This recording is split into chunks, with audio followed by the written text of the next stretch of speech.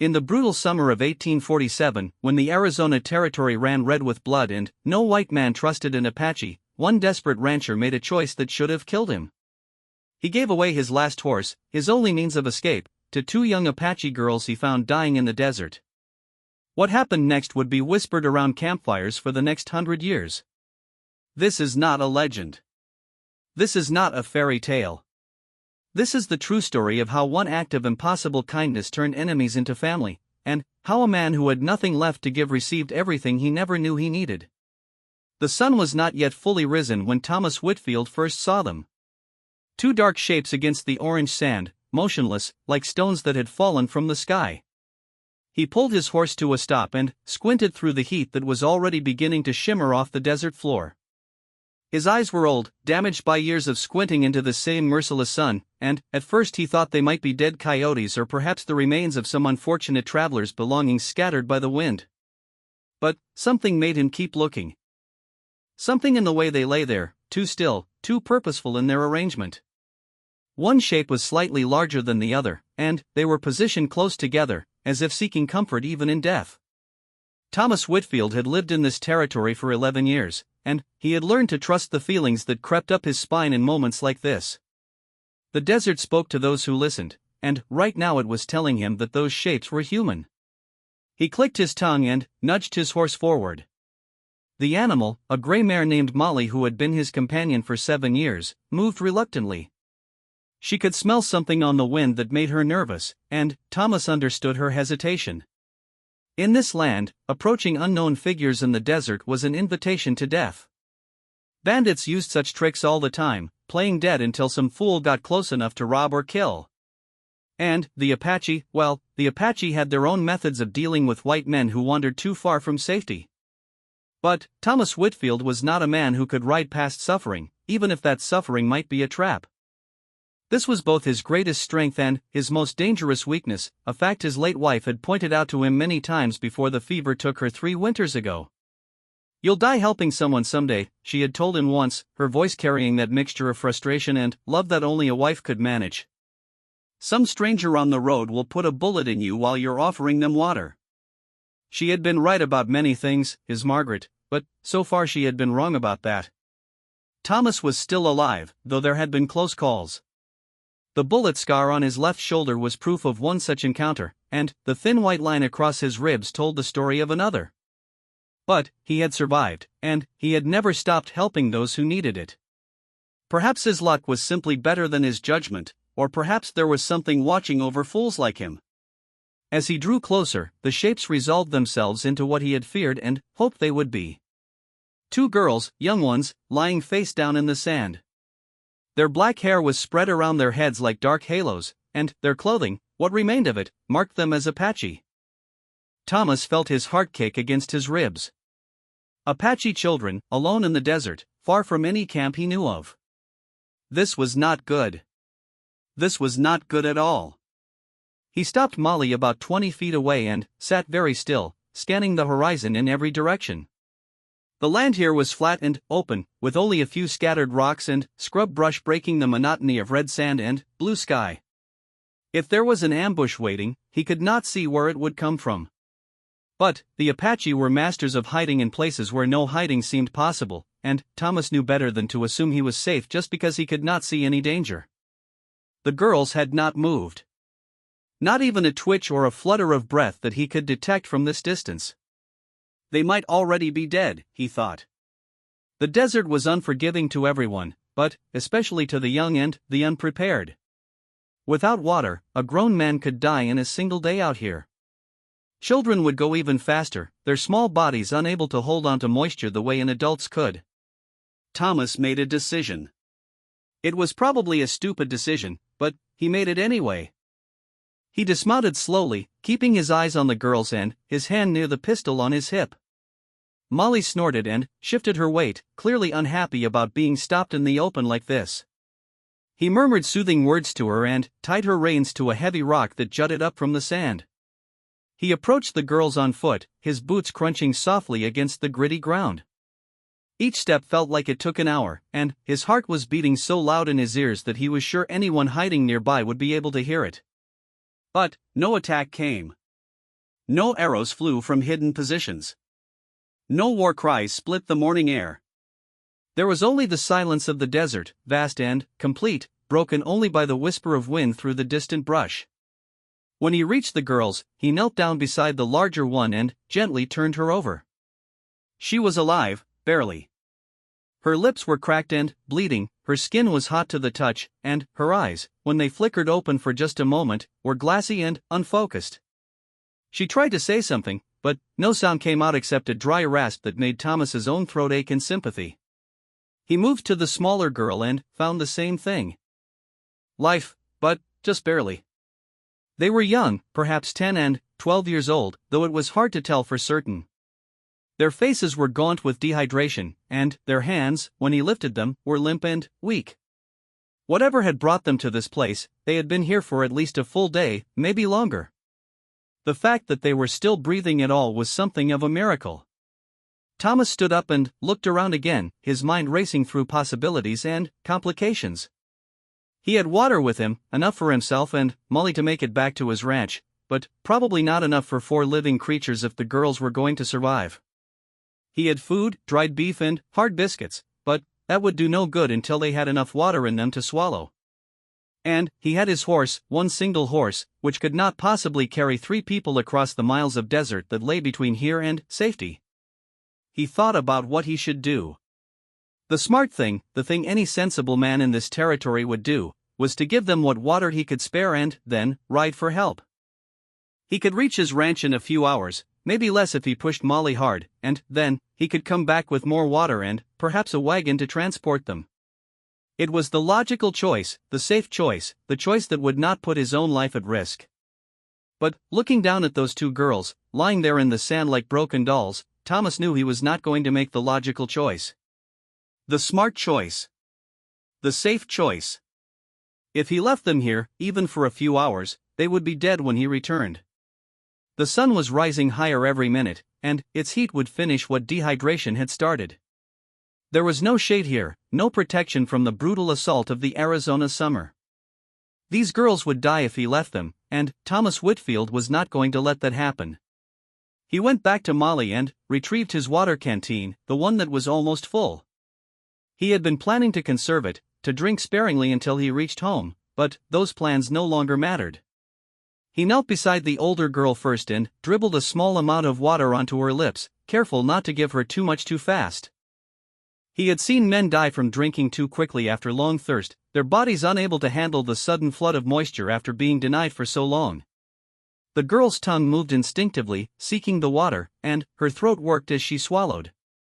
Thomas gave her a little more, then a little more after that, watching her closely for any sign of distress. Her eyes flickered open again, and this time there was a spark of awareness in them. Fear, mostly, but also confusion and something that might have been gratitude. Easy, Thomas said, though he doubted she understood English. Easy there. You're safe. I'm not going to hurt you. He moved to the smaller girl and repeated the process, dripping water onto her cracked lips and waiting for her body to remember how to swallow. She was in worse shape than her sister, if that's what they were, her breathing shallow and irregular. But she drank, and, after a few minutes, her eyes opened too. The same fear was there, the same confusion, but also something harder. Defiance, perhaps. A refusal to give up even when everything seemed lost. Thomas sat back on his heels and tried to think. He had maybe half a canteen of water left now, not enough to get all 3 of them back to his ranch in the heat of the day. Molly could make the journey, probably, but she was already tired from the miles they had traveled this morning, and carrying extra weight would slow her down considerably. And there was still the question of what these girls were doing out here in the first place, and where their people were, and whether those people might be looking for them. The Apache were not known for their forgiveness when it came to their children. If these girls had been stolen or lost, there would be search parties out looking for them. And if those search parties found Thomas Whitfield with 2 Apache girls in his possession, they would not stop to ask questions or listen to explanations. They would kill him first and figure out the rest later. It was simply how things were in this territory, a blood feud that had been going on for generations and showed no signs of ending anytime soon. But what was the alternative? Leave them here to die? Hand them over to some other white settler who might not have their best interests at heart? Thomas had heard stories about what some men did with captured Apache children, stories that made his stomach turn and his fists clench. He would not be part of that, not even by inaction. Whatever happened next, he was going to make sure these girls survived, and he was going to make sure they were treated with the dignity that all human beings deserved. He made another decision, this one even more foolish than the first. He was going to stay here with the girls until they were strong enough to move on their own. He would share his water, share his food, and do whatever was necessary to keep them alive through the heat of the day. Then, when night fell and the temperature dropped, they would start walking toward his ranch. It would take longer, much longer, but it was the only way he could think of to get all three of them to safety. Thomas settled down in what little shade he could create using his body and his saddle blanket, positioning the girls so they were protected from the worst of the sun's rays. He gave them more water, small sips at regular intervals, and watched as the color slowly began to return to their cheeks. The older one was recovering faster than the younger, which made sense given her size and age, and, after an hour or so, she was able to sit up on her own and take the canteen from Thomas's hands. She looked at him with those dark eyes, studying his face as if trying to decide what kind of creature he was. Thomas met her gaze steadily, trying to project calmness and kindness through his expression. He did not know if it was working, but, after a long moment, she nodded slightly, as if reaching some conclusion about him. Then, she turned to her sister, or companion, or whatever the smaller girl was to her, and began speaking in rapid Apache. Thomas did not understand the words, but he understood the tone. She was reassuring the younger girl, telling her that they were safe, at least for now. The younger one listened, her eyes darting between her companion and Thomas, suspicion still written clearly on her face. But she did not try to run or fight, which Thomas took as a good sign. Perhaps she was simply too weak to resist, or perhaps some part of her recognized that Thomas meant them no harm. The day crept by with agonizing slowness. The sun climbed higher and higher, turning the desert into a furnace that seemed designed specifically to cook anything foolish enough to be caught in it. Thomas rationed their water carefully, giving most of it to the girls and taking only small sips for himself when the thirst became unbearable. Molly pawed at the ground restlessly, clearly wanting to move, but Thomas kept her tied and tried to keep her calm with gentle words and the occasional handful of oats from his saddlebag. By midday, both girls were conscious and alert, though still too weak to do much more than sit and watch Thomas with wary eyes. The older one had tried to stand once, but her legs had buckled beneath her, and she had collapsed back into the sand with a frustrated sound. Thomas had helped her back to the shade without comment, and she had accepted his assistance without resistance. Progress, perhaps. Thomas tried talking to them, using simple words and gestures to convey basic information. He pointed to himself and said his name, then pointed to them with a questioning expression. The older girl hesitated, clearly debating whether to trust him with something as personal as a name. Finally, she pointed to herself and said something that sounded like Nakoma, then pointed to the younger girl and said Elia. Names. It was a start. Thomas repeated them back, mangling the pronunciation badly if the older girl's expression was any indication, but she nodded anyway, apparently satisfied that he was making an effort. She pointed to him and said Thomas, copying the way he had said it, and he nodded. Yes. Thomas. It was not much of a conversation, but it was communication, and that was more than he had hoped for. As the afternoon wore on, Thomas began to piece together fragments of what had happened to these girls. Nakoma, the older one, kept pointing toward the east and making gestures that seemed to indicate violence. Running. Hiding. Separation from something or someone important. Thomas could not understand the details, but the general picture was becoming clear. These girls had fled from something, and their flight had brought them here, to this patch of empty desert where they had nearly died. The question was, what had they been fleeing from? Other Apache, possibly, from a rival band? White soldiers or settlers who had attacked their camp? Something else entirely, something Thomas could not even imagine? He did not know, and the language barrier made it impossible to find out. All he could do was focus on the immediate problem, keeping these girls alive until they could be reunited with their people, whoever and wherever those people might be. By late afternoon, the water was nearly gone. Thomas had maybe 2 mouthfuls left in the canteen, enough to wet their lips one more time before they started moving. The girls were stronger now, strong enough to stand and walk, though not quickly or for long distances. Thomas figured they could cover maybe 5 or 6 miles before the younger one, Elia, would need to rest again. That would not get them anywhere close to his ranch, but it would get them closer, and that was all that mattered right now. He began preparing for the journey, checking Molly's hooves and tightening her saddle, making sure everything was secure and ready to go. The girls watched him with a mixture of curiosity and apprehension, clearly unsure what was going to happen next. Thomas tried to reassure them with smiles and calm movements, but he knew that nothing he did would fully convince them that he was safe. Trust was something that had to be earned over time, and he had only had a few hours. It was then that Thomas made his third decision of the day, and this one was the most foolish of all. Looking at Elia, the younger girl, who was still struggling to stand without swaying, he realized that there was no way she was going to make it to his ranch on foot. Not tonight, not tomorrow, not ever. She was simply too weak, too small, too damaged by what she had been through. She needed rest and water and food, all of which were waiting at his ranch, but she could not get there under her own power. There was only one solution. Molly would have to carry her. And, since Molly could not carry all 3 of them, someone would have to walk. Thomas looked at the girls, then at himself, then at the miles of empty desert stretching out toward the west where his ranch lay waiting. The decision made itself before he even had to think about it. Thomas untied Molly and led her over to where the girls were sitting. He knelt down beside Elia and gestured toward the horse, trying to convey his meaning through actions rather than words. She looked at him blankly for a moment, then her eyes went wide as she understood. He was offering her his horse. His only horse. His only means of transportation across this deadly landscape. Nakoma said something sharp in Apache, her voice rising in what sounded like protest or warning. Thomas ignored her and focused on Elia, keeping his expression gentle and encouraging. He patted the saddle and then pointed at her, making his meaning as clear as possible. She would ride. He would walk. They would all get to safety. Elia looked at her sister, then back at Thomas. Something passed between them, some silent communication that Thomas could not read. Then, slowly, Elia nodded. She allowed Thomas to help her onto the horse, settling into the saddle with the awkward grace of someone who had spent more time running through desert scrub than riding.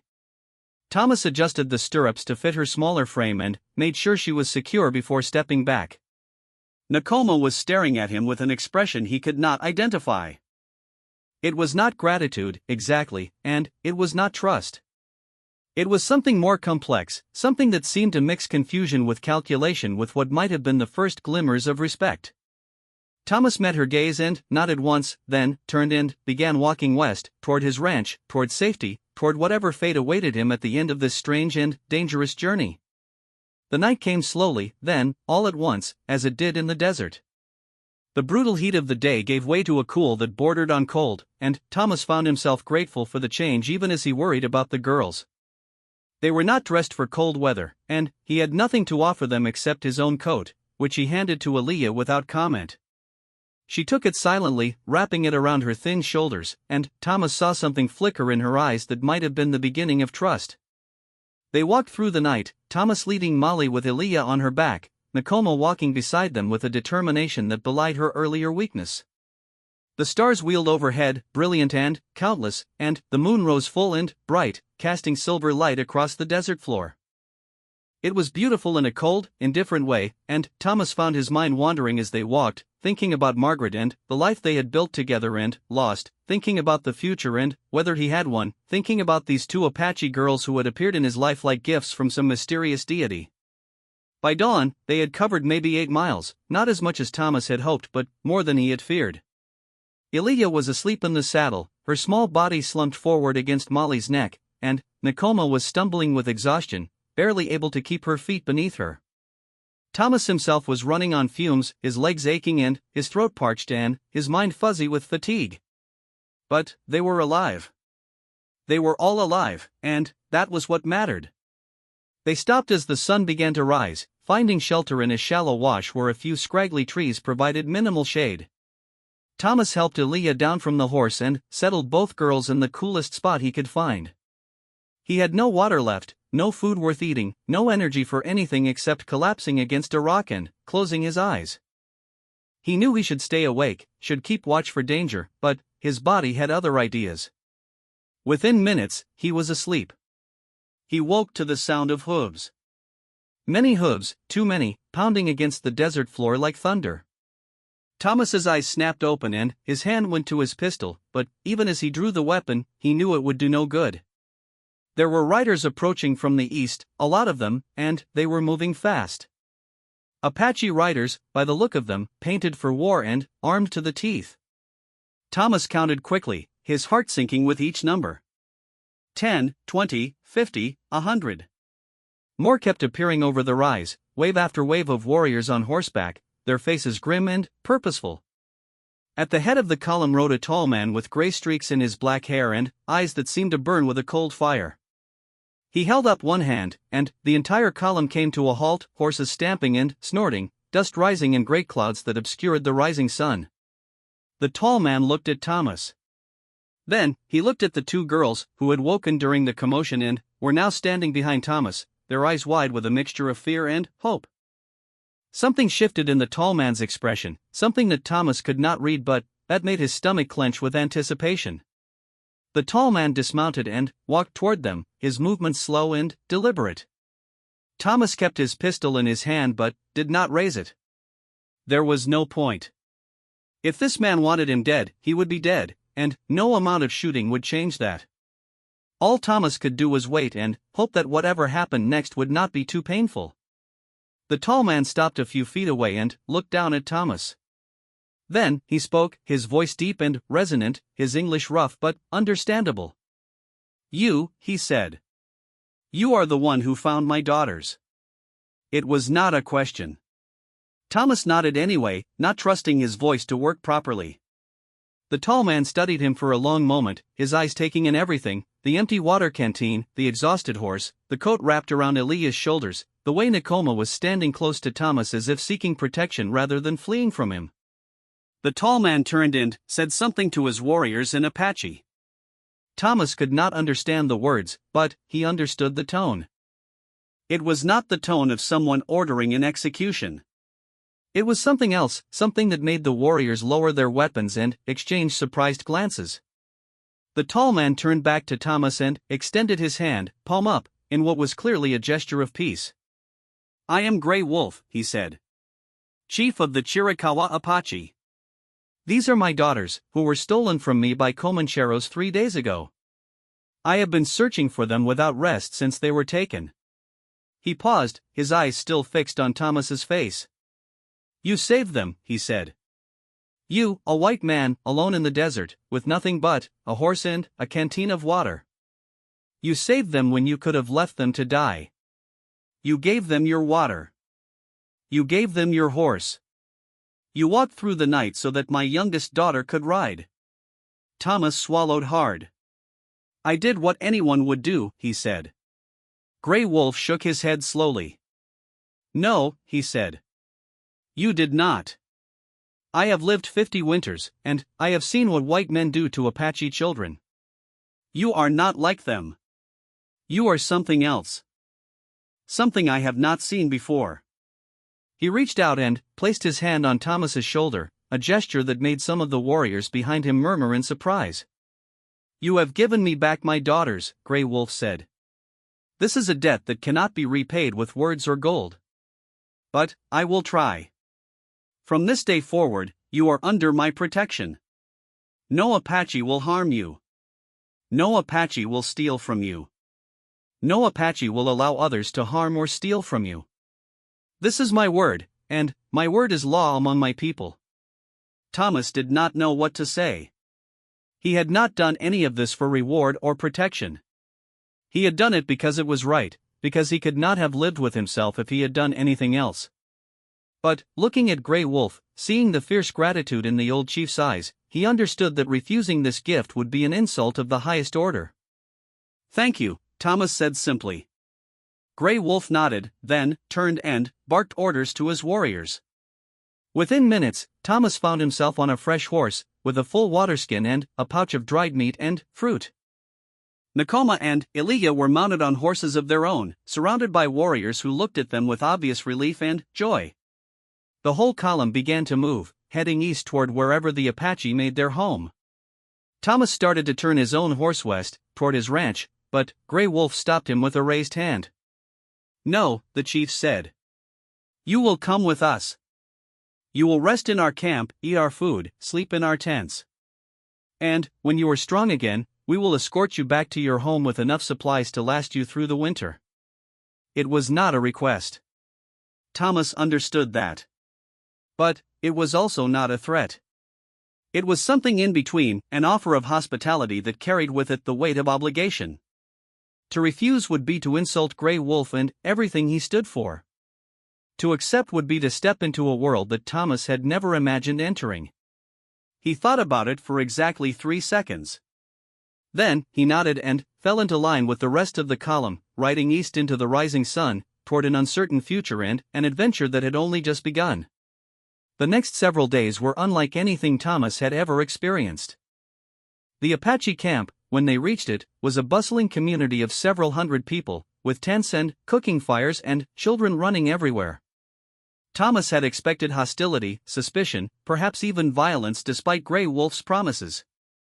What he found instead was curiosity, wonder, and a growing warmth that surprised him more than anything else.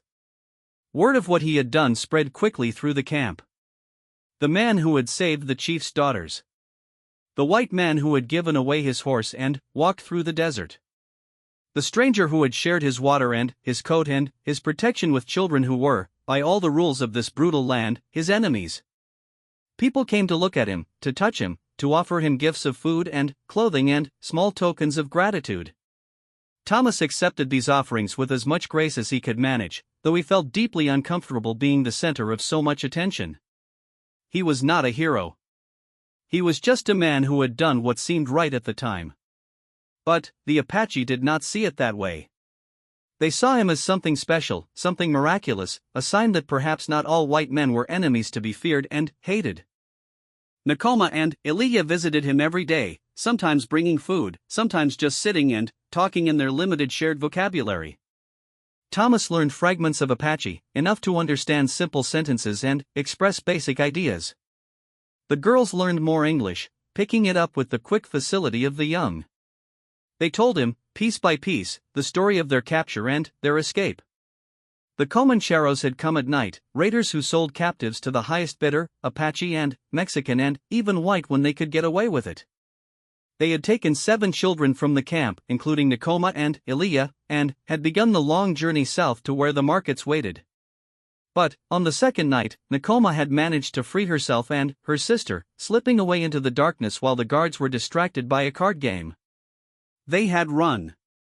They had run until they could not run anymore, until the desert caught up with them and the water ran out and death seemed certain. And then, Thomas had appeared, like something from a story their grandmother might have told them, a white man with kind eyes and a gentle voice who had given them everything he had and asked for nothing in return. Thomas listened to their story, and he felt something growing in his chest. Not pride, exactly, though there was some of that. It was more like wonder, or perhaps fate. He had been in the right place at the right time, and, because of that, 2 lives had been saved. It seemed too perfect to be coincidence, too meaningful to be just luck. Perhaps Margaret had been watching over him after all. Perhaps she had guided him to that spot in the desert where the girls lay dying. Perhaps this was her final gift to him, a chance to do something good in a world that often seemed so full of bad. On the 5th day, Grey Wolf summoned Thomas to his tent. The chief sat cross-legged on a pile of blankets, his face unreadable, his eyes sharp and assessing. Thomas sat across from him and waited, not knowing what to expect but trusting that whatever came would not be entirely bad. Grey Wolf studied him for a long moment, then spoke. "I have been thinking about you," he said. "About what you did and why you did it. I have spoken with my daughters. I have spoken with my advisors. And I have reached a decision." Thomas felt his heart rate pick up slightly. What decision? Grey Wolf leaned forward. You saved my daughters. This created a debt between us that cannot be repaid with horses or blankets or protection alone. Such a debt requires something more. Something lasting. He paused, and Thomas saw something shift in his expression. Something that might have been satisfaction. I am offering you adoption, Grey Wolf said. Into my family, into my tribe. You would become Apache, with all the rights and responsibilities that entails. You would be my son, brother to my daughters, member of my council. Thomas stared at him, unable to speak. Adoption. He had heard of such things, white men who had been taken into Indian tribes and had lived out their days as natives. But he had never imagined it happening to him. He had never imagined being offered such a thing. I do not ask you to abandon your own people, Grey Wolf continued. You would still have your ranch, your animals, your way of life. But you would also have us. A second family. A second home. A place where you would always be welcome, always be protected, always be loved. The word hung in the air between them. Loved. It was not a word Thomas had heard much in the 3 years since Margaret's death. It was not a word he had expected to hear from an Apache chief. But there it was, offered freely, without conditions or expectations. Thomas thought about his life. His empty ranch. His lonely nights. His days that stretched out before him like the desert itself, vast and empty and seemingly endless. He thought about Margaret and what she would want for him. He thought about Nakoma and Elijah, their bright eyes and quick smiles, the way they had begun to look at him like he was someone important, someone worth knowing. He thought about all of this, and then he made his decision. Yes, he said. I accept. Grey Wolf smiled, a rare expression on that weathered face. He reached out and clasped Thomas's arm, his grip strong and warm. Then, it is done, he said. Welcome to the family, my son. The adoption ceremony took place 3 days later, at sunset, when the sky turned into a canvas of orange and purple and deep crimson that seemed to stretch forever in every direction. The entire camp gathered around a great fire that had been built in the center of the village, its flames reaching toward the heavens like fingers of light trying to touch the first emerging stars. Thomas stood beside Grey Wolf, dressed in traditional Apache clothing that the women of the tribe had spent 2 days preparing for him, soft leather decorated with intricate beadwork that told stories he could not yet read but hoped to learn someday. The ceremony itself was something Thomas would remember for the rest of his life. Grey Wolf spoke words in Apache that Thomas did not fully understand, but the meaning was clear from the tone and the context. He was being welcomed. He was being claimed. He was being transformed from an outsider into a member of the family, from a stranger into a brother, from a white man into something more complex and beautiful than mere nationality or race could describe. The tribe's medicine man, an ancient figure with a face like cracked leather and eyes that seemed to see through flesh and bone to the spirit beneath, painted symbols on Thomas's face and chest with a paste made from crushed berries and sacred herbs. Each symbol meant something, Grey Wolf explained quietly, though the explanations would take many seasons to fully learn. Protection. Courage. Wisdom. Love. The qualities that the tribe hoped Thomas would embody, the qualities they believed they had already seen in his actions. Nakoma and Elijah stood nearby, watching with expressions of fierce pride that made Thomas's throat tight with emotion. They were his sisters now, officially and permanently, bound to him by ceremony and tradition and the inexplicable working of fate that had brought them all together in the desert. When the medicine man finished his painting and stepped back, the girls came forward and embraced Thomas, one on each side, their arms wrapping around him with a strength that surprised him. The tribe erupted in cheers and singing, a cacophony of joy that echoed across the desert and seemed to shake the very stars in the sky. Men clapped Thomas on the shoulder as he passed, women pressed gifts into his hands, children danced around him in circles, laughing and shouting his name in the Apache way, Thomas, with the emphasis on the second syllable, making it sound like music rather than speech.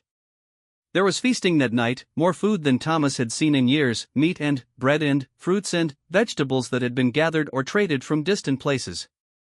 There was storytelling too, tales of the tribe's history and heroes, legends passed down through generations that Thomas listened to with fascination even when he could not understand all the words. And there was dancing, wild and joyful dancing around the fire, movements that seemed both ancient and eternally young. Thomas joined the dancing eventually, pulled into the circle by Nakoma, who laughed at his clumsy attempts to follow the steps. He did not care that he looked foolish. He did not care that his movements were awkward and uncoordinated. All he cared about was the feeling that was growing inside him, a feeling he had thought he would never experience again after Margaret's death. Belonging. He belonged here, among these people who had been his enemies just a week ago. He belonged in this family that had claimed him as their own. He belonged. The celebration continued until dawn began to lighten the eastern horizon, and, even then, many of the tribe members were reluctant to let it end. But Grey Wolf finally called for rest, and the crowd dispersed to their tents, tired but happy, their hearts full of the night's joy. Thomas was given a tent of his own, a comfortable space near Grey Wolf's larger dwelling, furnished with blankets and cushions and everything he could need. He lay down that night and stared at the ceiling of his tent, watching the fabric flutter slightly in the desert breeze. His mind was full of everything that had happened, all the strange and wonderful turns his life had taken since that morning in the desert when he had first seen two dark shapes against the orange sand. A week ago, he had been alone, a widower with nothing but a failing ranch and a heart full of grief. Now he was part of a family again, with sisters and a father and hundreds of people who considered him one of their own. Sleep came eventually, deep and dreamless, the kind of sleep that only comes when the soul is at peace. And, when Thomas woke the next morning, he felt something he had not felt in years. Hope. Real, tangible hope for the future, for the life that lay ahead of him, for all the possibilities that had suddenly opened up before him like flowers blooming in the desert after rain. The weeks that followed were filled with learning. Thomas threw himself into understanding his new people with a dedication that surprised even Grey Wolf. He learned their language, struggling at first with the unfamiliar sounds and structures but improving steadily as the days passed. He learned their customs, the rules and traditions that governed everything from eating to sleeping to warfare to love. He learned their skills, the ways of tracking and hunting and surviving in this harsh land that the Apache had mastered over countless generations.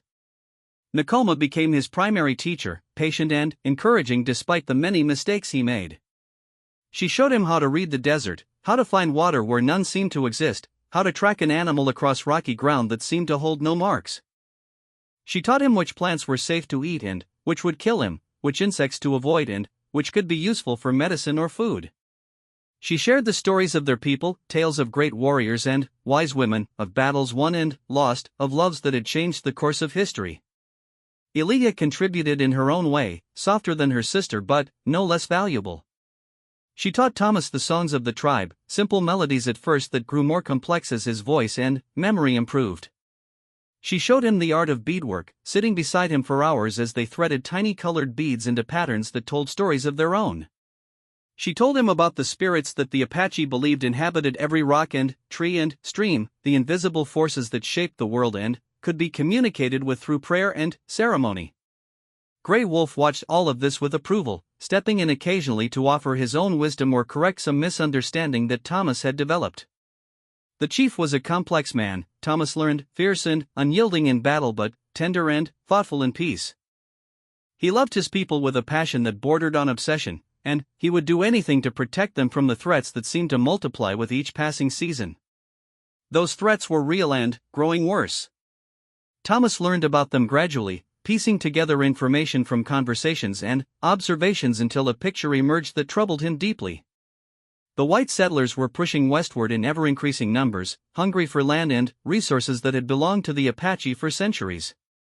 The U.S. Army was establishing new forts throughout the territory, posts from which soldiers could launch attacks against any tribe that resisted the relentless advance of civilization. Treaties had been signed, Grey Wolf explained one evening, his voice heavy with bitterness. Treaties that promised peace and protection, that guaranteed the Apache certain lands that would be theirs forever. But the treaties were lies, every one of them. The white government would sign them with great ceremony, then break them whenever it became convenient. The land that was promised forever would be taken back within years, sometimes months, the Apache pushed further and further into the desert until there was nowhere left to go. Thomas listened to these stories with a mixture of shame and frustration. He had known, in a vague way, about the treatment of Indian tribes by the government and settlers. But he had never really understood it, never felt it as personally as he did now. These were his people now, his family. Their suffering was his suffering. Their anger was his anger. And their fear, the deep and justified fear of extinction, was a fear he now shared. He began to think about what he could do. His ranch still existed, sitting empty on the edge of Apache territory, a bridge between two worlds that seemed determined to destroy each other. Perhaps there was a way to use that position, to become a mediator of sorts, someone who could speak to both sides and help them understand each other. It seemed like a hopeless dream, but Thomas could not shake it from his mind. He mentioned the idea to Grey Wolf one evening, hesitantly, unsure how the chief would react. To his surprise, Grey Wolf did not dismiss it immediately. Instead, he sat in thoughtful silence for a long time, his eyes fixed on the fire that crackled between them. "It is a dangerous path you propose," Grey Wolf said finally. "Both sides would view you with suspicion. The whites would think you a traitor. My own people might wonder if your heart truly lies with us or if you are simply using us for some hidden purpose." Thomas nodded. He had thought about all of this. "I know," he said. "But someone has to try. If no one tries to build bridges, then the only alternative is war. And in war, everyone loses." Grey Wolf studied him for a long moment. "You believe this is possible? That peace can be made between our peoples?" "I don't know if it's possible," Thomas admitted. "But I believe it's worth trying. And I believe I'm in a unique position to try it. I have feet in both worlds now. Maybe I can help them communicate in ways they couldn't before." Grey Wolf was silent again, and Thomas waited, not pushing, letting the chief come to his own conclusions. Finally, Grey Wolf spoke again. "There is a council in 3 moons," he said. "Leaders from many Apache bands will gather to discuss the white threat. I will bring you to this council. You will speak, and they will listen. What happens after that is in the hands of the spirits." It was more than Thomas had dared to hope for. He thanked Grey Wolf sincerely, his heart pounding with a mixture of excitement and terror. He was going to stand before the leaders of the Apache Nation and propose peace with their enemies. It was either the bravest thing he had ever done or the most foolish. Perhaps it was both. The weeks before the council passed quickly, filled with preparation and study. Thomas worked on his Apache constantly, knowing that he would need to speak fluently and persuasively if he had any hope of being taken seriously. He learned the protocols of the council, the ways of addressing different chiefs, the gestures and phrases that showed respect without suggesting weakness. He practiced his arguments, refining them until they felt as natural as breathing. Nakoma helped him more than anyone, drilling him on vocabulary and pronunciation, playing the role of skeptical chief so he could practice responding to challenges and objections. She was a harsh teacher in these sessions, harder than she had ever been before, and Thomas understood why. His success or failure at the council would reflect on Grey Wolf and, by extension, on her entire family. If he embarrassed them, the consequences could be severe. Elia contributed too, in her gentler way. She taught Thomas the songs that were traditionally sung at council meetings, simple melodies that carried complex meanings about honor and duty and the responsibilities of leadership. She told him stories about past councils, about chiefs who had succeeded and chiefs who had failed, about the qualities that the Apache valued in their leaders and the qualities they despised. The journey to the council grounds took 5 days, traveling through some of the most spectacular landscape Thomas had ever seen. Towering red rock formations rose from the desert floor like monuments to some ancient god. Rivers carved green ribbons through brown valleys, their waters cool and clear and teeming with fish. Mountains loomed in the distance, their peaks still white with snow even as summer baked the lowlands below. They were not alone on the journey. Other groups joined them along the way, warriors and families from allied bands who were also heading to the council. By the time they reached the meeting ground, their party numbered in the hundreds, an impressive display of Apache strength and unity that made Thomas feel both proud and nervous. The council grounds were located in a wide valley surrounded by high cliffs that provided natural protection from attack. Hundreds of tents were already set up when they arrived, smoke rising from countless cooking fires, children running between the camps while adults gathered in clusters to talk and trade news.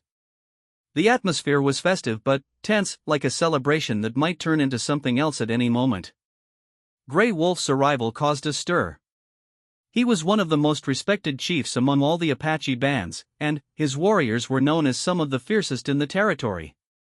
People came to pay their respects, offering gifts and words of honor, and Grey Wolf received them all with the dignity befitting his station. Thomas stayed in the background during these encounters, observing and learning, trying to understand the complex web of relationships and obligations that connected these different groups. The formal council began on the third day, in a great circle that had been cleared in the center of the valley. Chiefs and their advisors sat in an inner ring, while warriors and observers formed wider circles around them. The sun was high and hot, but no one seemed to notice or care. This was serious business, the business of survival, and personal comfort was irrelevant. The first 2 days of the council were devoted to reports and discussions that did not directly involve Thomas. Chiefs from different regions described the conditions in their territories, the movements of settlers and soldiers, the outcomes of recent conflicts. Thomas listened carefully, absorbing information that painted a picture even grimmer than what he had already understood. The Apache were being squeezed from all sides, their traditional lands taken, their people killed or displaced, their way of life slowly strangled by the relentless advance of white civilization. On the third day of the council, Grey Wolf rose to speak. The murmuring crowd fell silent immediately, every eye turning toward the chief who commanded so much respect. Grey Wolf stood tall and straight despite his years, his voice carrying clearly across the valley as he began. He spoke of the crisis facing their people. He spoke of the choices before them, the paths they might take and the consequences each path would bring. He spoke of war and peace, of resistance and accommodation, of hope and despair. And then, he spoke of Thomas. "I have among my family a white man," Grey Wolf said, his words causing a ripple of surprise to pass through the assembled chiefs. "Some of you have heard the story. He found my daughters dying in the desert, after they had escaped from Comanchero slavers. He saved them when he could have left them. He gave them his water, his horse, his protection. He walked through the night so that my youngest could ride." The crowd murmured again, some with approval, some with skepticism, some with outright hostility.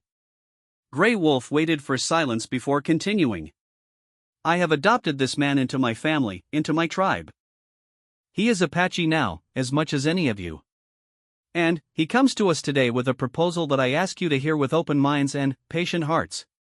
He proposes that we might find a path to peace with the whites, a way to end this endless killing that threatens to destroy us all." The reaction was immediate and varied. Some chiefs nodded thoughtfully. Others shook their heads in obvious disagreement. A few rose to their feet, shouting objections that were quickly silenced by others calling for order. Through it all, Thomas sat very still, his heart pounding, waiting for his chance to speak. It came when Grey Wolf gestured toward him and said, "Rise, my son. Tell us what you believe." Thomas rose. He felt every eye in the council upon him, measuring him, judging him, trying to determine what manner of creature he was. He took a deep breath, steadied himself, and began to speak. He spoke in Apache, the words coming more smoothly than he had dared hope. He told them about himself, about his life before the desert encounter, about his wife and his ranch and his lonely years of grief. He told them about finding Nicoma and Elia, about the choice he had made and why he had made it. He told them about his adoption, about the weeks he had spent learning their ways, about the love he had developed for his new family and his new people. Then, he told them about his proposal. "I am not a fool," Thomas said, his voice steady despite his racing heart. "I know that peace with the whites will not be easy. I know that many of them hate you and want only your destruction. I know that treaties have been broken, promises ignored, trust betrayed time after time. I know all of this, and still I believe that peace is worth pursuing." He paused, letting his words sink in before continuing.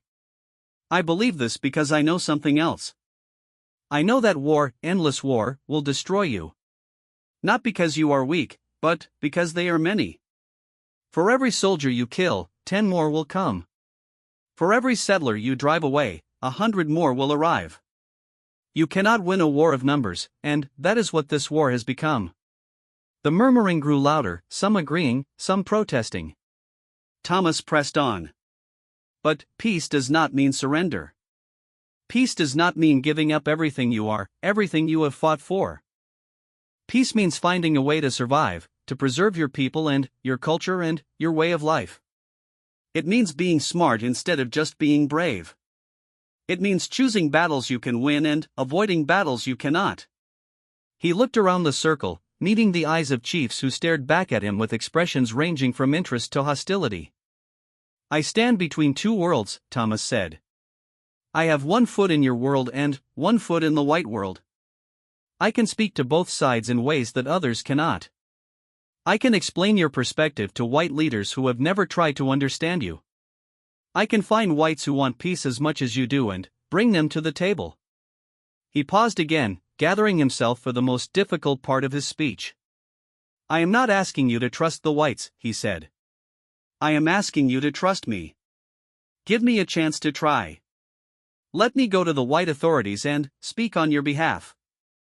Let me see if there is common ground to be found. If I fail, you will have lost nothing but time. If I succeed, we might find a way forward that saves countless lives on both sides. When he finished, there was silence. Complete, utter silence that stretched on for what felt like an eternity.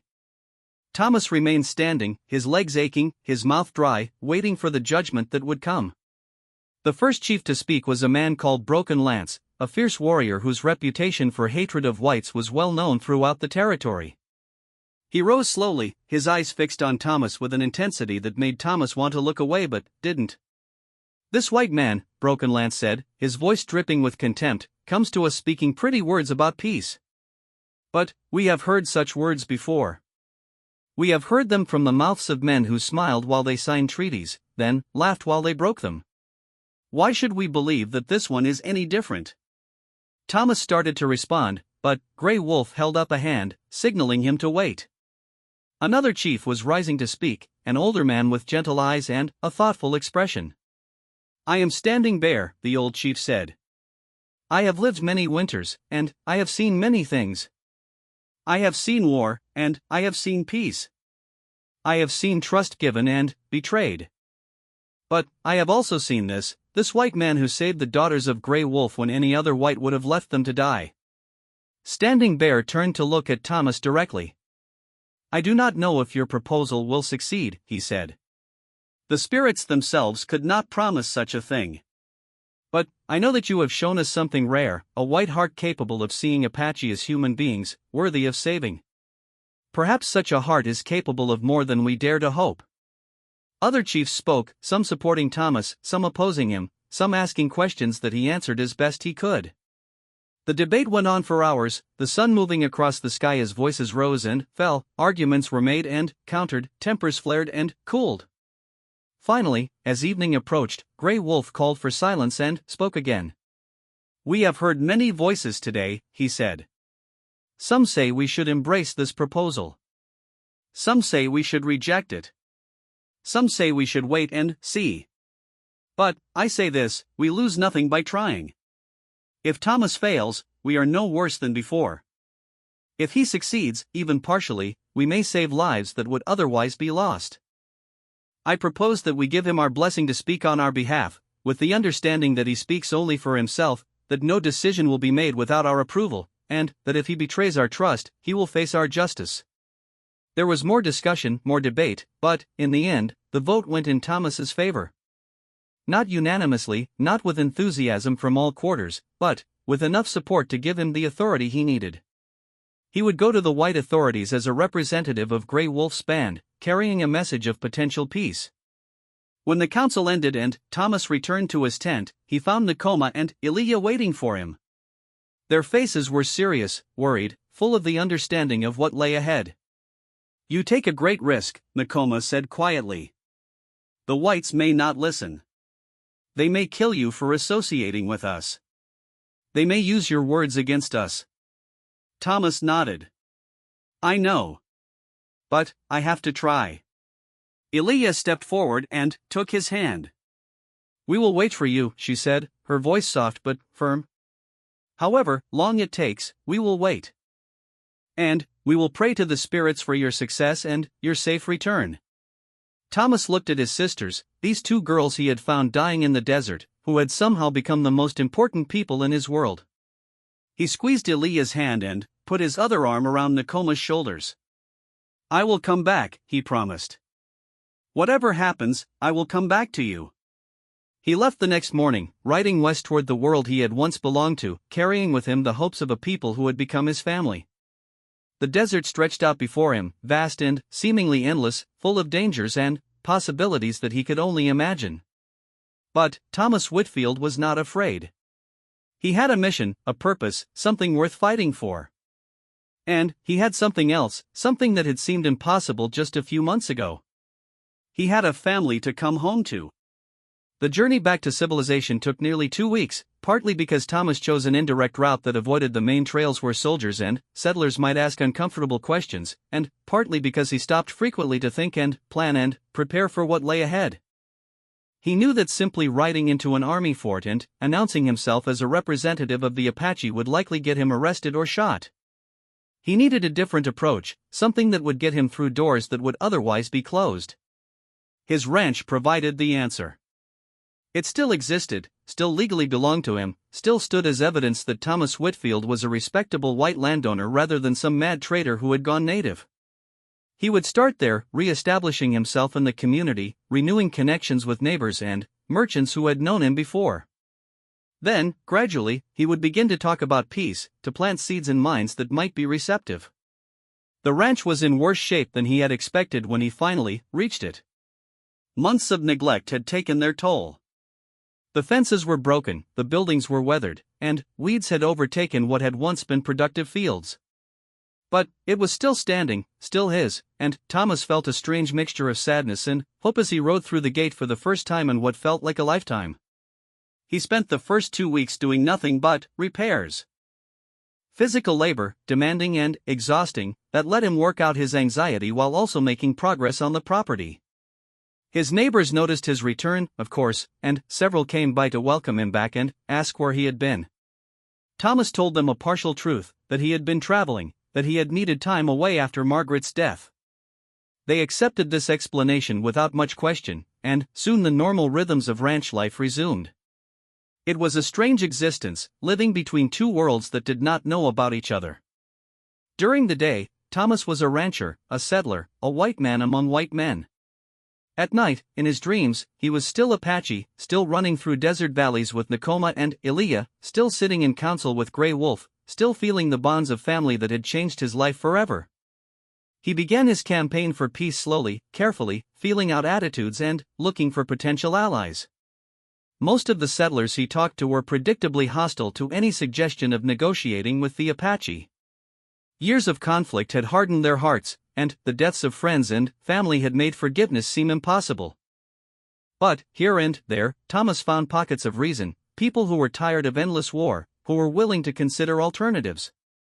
One such person was the commanding officer at Fort Defiance, a middle-aged colonel named Benjamin Hayes who had seen enough fighting to last several lifetimes. Thomas cultivated a friendship with Hayes over several months, sharing meals and conversation, gradually steering discussions toward the possibility of peace. Hayes was skeptical at first, but his skepticism was different from the blind hatred Thomas had encountered elsewhere. It was the skepticism of a thoughtful man who wanted to believe in peace but had been disappointed too many times. The breakthrough came one evening when Thomas finally told Hayes the truth. Not all of it, not the adoption and the council and the depth of his connection to the Apache, but enough. He told Hayes about finding the girls in the desert, about saving them, about meeting Grey Wolf and being offered protection. He told Hayes that the Apache were not all monsters, that some of them wanted peace as much as any white man did. He told Hayes that there might be an opportunity to talk, to negotiate, to find common ground. Hayes listened without interrupting, his expression unreadable. When Thomas finished, there was a long silence during which Thomas wondered if he had made a terrible mistake. "You realize," Hayes said finally, "that what you're telling me could get you hanged as a traitor in some quarters." Thomas nodded. "I know. But I trust you, Colonel. And I believe that you want an end to this bloodshed as much as I do." Hayes was silent again, staring into the fire that crackled in the hearth between them. When he spoke again, his voice was different, softer, more tired than Thomas had ever heard it. "I have been fighting Indians for 20 years, Hayes said. "I have killed more men than I can count, red and white alike. I have seen atrocities on both sides that would make the devil himself weep. And, through it all, I have told myself that it was necessary, that there was no other way." He looked up at Thomas, and there was something in his eyes that might have been hope. "If there is another way," he said slowly, "I would like to know about it." They talked late into the night, discussing possibilities and obstacles, risks and rewards. By the time Thomas left, they had agreed on a plan. Hayes would arrange a secret meeting between himself and Grey Wolf, a meeting where both sides could speak freely without the pressure of audiences or politics. It was not much, but it was a start, and Thomas felt a surge of optimism as he rode back to his ranch under the starlit sky. The secret meeting took place a month later, at a location Thomas had chosen carefully, a remote spring where water bubbled up from underground in the middle of nowhere. Grey Wolf came with only a handful of warriors, a gesture of trust that Thomas knew had not come easily. Hayes came with just 3 soldiers, a matching gesture that showed he was serious about negotiation rather than treachery. The 2 men studied each other across the campfire that Thomas had built, taking each other's measure in the flickering light. Grey Wolf saw a white officer who had spent his life fighting Indians, whose face bore the scars of that long conflict. Hayes saw an Apache chief whose reputation for ferocity was matched only by his reputation for wisdom. Neither knew what to expect from the other. Thomas served as interpreter, translating words and also explaining nuances that would otherwise be lost. The conversation started stiffly, both men wary and defensive, circling around topics without really engaging. But, as the night wore on and the fire burned low, something began to change. Grey Wolf spoke of his people's history, of the land they had lived on for generations beyond counting, of the lives they wanted to live and the future they feared. Hayes spoke of the settlers pushing westward, of the government's determination to tame the wilderness, of the pressures he faced from above to deliver results. Both men spoke honestly, holding nothing back, exposing their vulnerabilities and fears in ways that neither would have done in a formal setting. By dawn, they had reached an understanding. Not a treaty, not even an agreement, but an understanding that both sides genuinely wanted peace and were willing to work toward it. They agreed to meet again in a month, and to bring 1 more person each, expanding the circle of trust gradually rather than rushing into something that might collapse under its own weight. Thomas watched the 2 men shake hands as the sun rose over the desert, and he felt something he had not felt in a very long time. Pride. Real, justified pride in something he had accomplished. He had brought enemies together. He had planted seeds that might grow into something beautiful. He had done something that mattered. The months that followed were filled with meetings and negotiations, setbacks and breakthroughs, frustrations and triumphs. The circle of trust expanded slowly, more chiefs and more officers joining the conversation, each addition bringing new complications but also new possibilities. There were moments when everything seemed about to collapse, when some incident or insult threatened to destroy everything they had built. But, somehow, through patience and determination and, more than a little luck, they kept the process alive. Thomas traveled constantly during this period, riding between the white world and the Apache world, carrying messages and interpreting nuances, smoothing over misunderstandings and celebrating small victories. It was exhausting work, both physically and emotionally, but he never considered stopping. Every successful meeting, every small step toward peace, reinforced his belief that what he was doing was right. And, through it all, he remained connected to his Apache family. Every few weeks, he would slip away from his ranch and ride east to spend time with Grey Wolf and the tribe. Nakoma and Elijah would greet him with joy, filling his ears with news and stories, sharing meals and laughter that refreshed his soul for the next round of work. The first real treaty was signed 18 months after Thomas had first spoken to Colonel Hayes about peace. It was a modest document, covering only Grey Wolf's band and only a limited set of issues, but it was a treaty nonetheless. It established boundaries that both sides agreed to respect. It created a mechanism for resolving disputes without violence. It promised protection for Apache families who stayed within the designated territory and safety for settlers who did not encroach on Apache lands. The signing ceremony was held at Fort Defiance, with Grey Wolf and Hayes as the principal signers and Thomas as an official witness. It was a moment Thomas would remember for the rest of his life, watching two men who had been enemies shake hands and exchange promises of peace. The ceremony ended with a feast that included both white and Apache foods, and the mingling of people who had been killing each other just months before was strange and wonderful and full of hope. After the ceremony, Grey Wolf pulled Thomas aside for a private word. "You have done something remarkable," the old chief said, his voice thick with emotion. "You have given my people a chance for survival. You have built a bridge where everyone else saw only walls. I do not know if this peace will last, or if the whites will keep their promises this time. But I know that you have tried, and that trying was more than anyone else was willing to do." Thomas did not know what to say. He had not done this for praise or recognition. He had done it because it was right, because he loved his Apache family and wanted them to survive, because he believed that peace was always worth pursuing. Grey Wolf seemed to understand his silence. The old chief placed a hand on Thomas's shoulder and squeezed gently. "You are truly my son now," Grey Wolf said. "Not just in ceremony, but in spirit. Everything I have, everything I am, I share with you. And I want you to know that whatever happens, you will always have a home among our people." Thomas felt his eyes stinging with tears he was too proud to shed. "Thank you, Father," he said, the word feeling natural and right in his mouth. "Thank you for everything." They stood together in the fading light, father and adopted son, watching as the feast continued and people from two worlds mingled and laughed and began, perhaps, to see each other as human beings rather than enemies. It was not perfect. It was not even close to perfect. But it was a start, and sometimes a start was all you could ask for in this beautiful, broken world. The peace lasted longer than many had expected and shorter than Thomas had hoped. 3 years of relative calm, 3 years during which both sides honored the treaty and life continued without major bloodshed. 3 years during which Thomas divided his time between his ranch and his Apache family, building connections in both worlds and working to strengthen the fragile peace. But the forces working against that peace were powerful and relentless. New settlers kept arriving from the east, hungry for land that they considered empty even when Apache families had lived on it for generations. New officers replaced Hayes at Fort Defiance, some sympathetic to the peace process and some openly hostile. And the government in Washington, far from the desert realities, made decisions based on politics and pressure rather than the delicate truths that Thomas had spent years learning.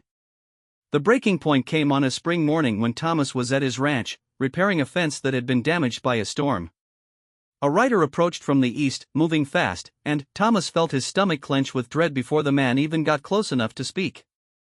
Fast riders usually meant bad news, and bad news in this territory usually meant death. The rider was an Apache warrior Thomas recognized from Grey Wolf's camp, a young man named Running Deer who served as a messenger.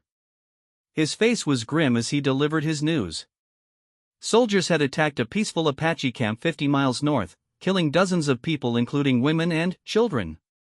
The attack had come without warning and, without provocation, a massacre that violated everything the treaty had promised.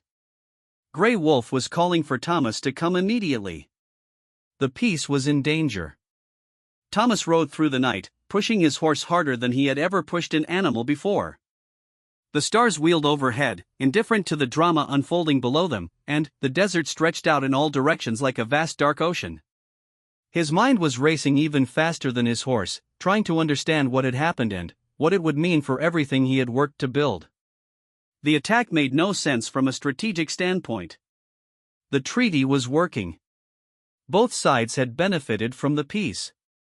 Why would anyone want to destroy that? But Thomas had lived in this territory long enough to know that not everyone thought strategically. Some men were driven by hatred, by revenge, by the simple desire to kill and destroy. Such men did not need reasons. they needed only opportunity. He reached Grey Wolf's camp as dawn was breaking, finding a community in turmoil. Women were wailing, their voices rising and falling in a rhythm of grief that seemed to shake the very air. Warriors stood in clusters, their faces hard with anger, their hands gripping weapons as if eager to use them. Children ran between the tents, confused and frightened by the tension that surrounded them.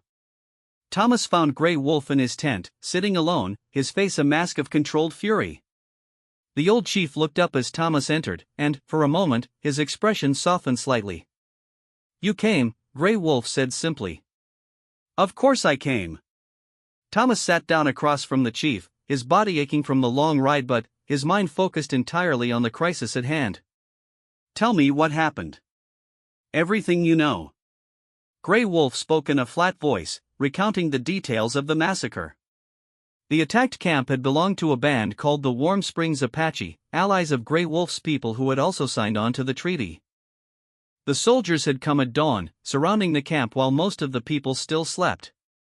There had been no warning, no negotiation, no chance to surrender. Just bullets and blood and screaming.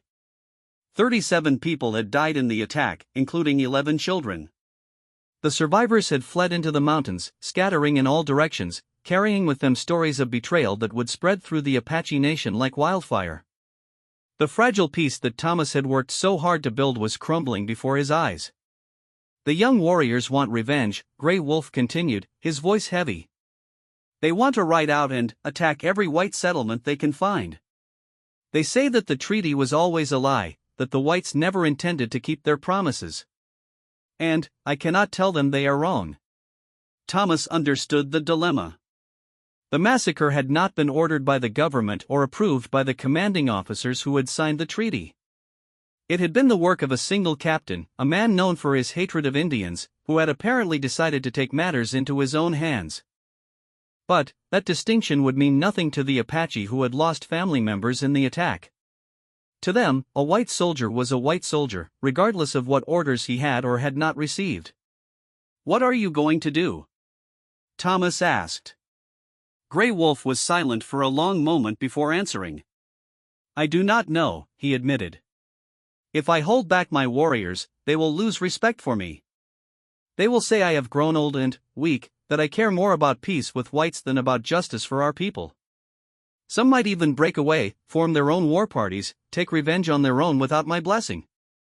He paused, his eyes meeting Thomas's. "But if I lead them to war, everything we have built will be destroyed." "The whites will not distinguish between those who attacked and those who were attacked. They will punish all Apache for the actions of a few.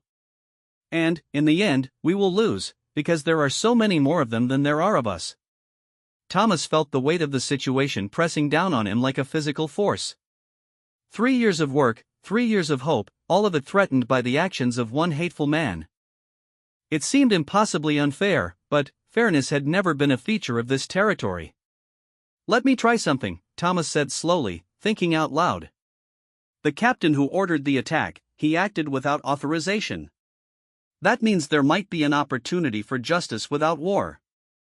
If I can get to the right people, if I can make them understand what happened, there might be consequences for the captain that would satisfy the need for retribution." Grey Wolf looked skeptical. "White justice," he said, the words carrying a bitter weight. "We have seen white justice before. A slap on the wrist, a transfer to another post, perhaps not even that.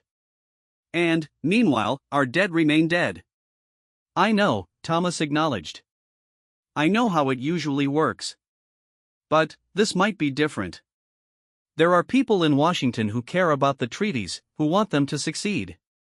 If I can reach them, if I can make them see what's at stake, they might be willing to do something real. Something that matters." He leaned forward, his voice intensifying. "Give me time. Hold back your warriors for as long as you can. Let me try to get justice through white channels. If I fail, you will have lost nothing but time.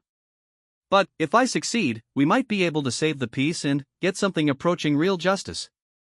Grey Wolf studied him for a long moment, his ancient eyes searching for something that Thomas could not identify. Finally, the old chief nodded slowly. "I will try," he said. But, my control over the young warriors is not absolute. If too much time passes without results, they will act on their own, and I will not be able to stop them.